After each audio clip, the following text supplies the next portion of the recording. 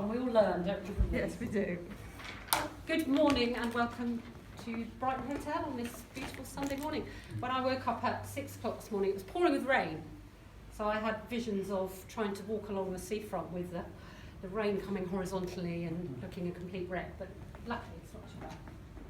So thank you very much, Kate, for inviting me to come and talk to you today. It would have been nice to have a few more people, but I will hopefully help all of you with what I have to say. So my name is Lisa Moore, and as Kate has already said, I have been a member of Lewis Speakers and Toastmasters for almost 3 years to the day. So I was looking in my diary, and I joined in November 3 years ago. Competent communicator, and I'm now working through my effective coaching pathway, and I am the VP of Marketing at Lewis Speakers Club. So if you see all those irritating posts on Facebook, that'll be me writing them. So why did I join Toastmasters in the first place? A little bit of background. I have been a personal trainer and fitness instructor since I was 18. I did that as a part-time job, worked in the corporate world, I worked in credit control, I worked in accounts, moved into sales and moved into account management. Then when I had my 2 daughters, I gave up my corporate world and decided that I would be a personal trainer, which was great. At the time I was married, it worked reasonably well, and then I left my marriage. So I had a 6-year-old daughter and a 3-year-old daughter, and had to make the decision what to do. Do I go back into the corporate world and earn lots of money but never see my family? Or do I set up my own business and build my empire? It's not really an empire, it's about this big. So I decided at that point to go down setting up my own business and doing my own thing. Thought that was going to be the best decision, but it's actually quite hard. Has anybody got their own business here? All of you there. So you know it's not easy, is it? It's quite hard. And it's a lot of it is about personal faith and learning along the way and sort of going through those bumps.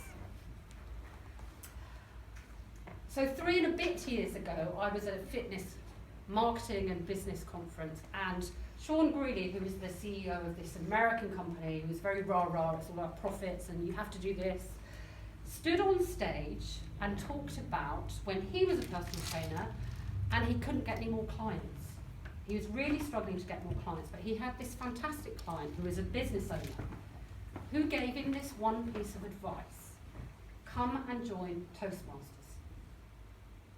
Now, being British, when I heard the word Toastmasters, I immediately thought long red coats, gavel on the table, please welcome the bride and groom.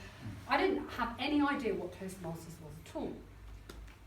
But as I listened to him talk about his journey from working in this basement gym to having no clients to suddenly having this audience of people that he could talk to because he'd learnt his skills at Toastmasters. And that's the one thing I took away from that conference, was that I was going to do it. Because when I was in sales and in the corporate world, I did everything I possibly could to avoid presenting. I hated it. I had this desire inside me to be brilliant, but the reality between being brilliant and doing it was, the gap was so huge. It just wasn't me. And sales is notoriously, you're expected to be quite egotistical, quite flamboyant, quite out there, you can talk your way through anything. That wasn't me at all. I was very good with people, very good at understanding what they needed, and very good at helping and getting things sorted, relationship building. But sales, presenting,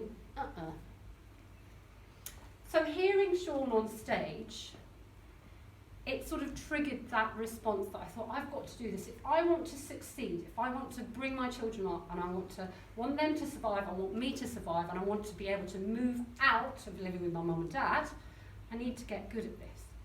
So I joined Lewis Speakers Club. What did I expect? Well, I had a strange perception of what it was going to be. I felt it was going to be a formal training course. It was going to be a bit like being in the corporate world of, this is what you do, this is how you do it, you have to take the exams, take the tests,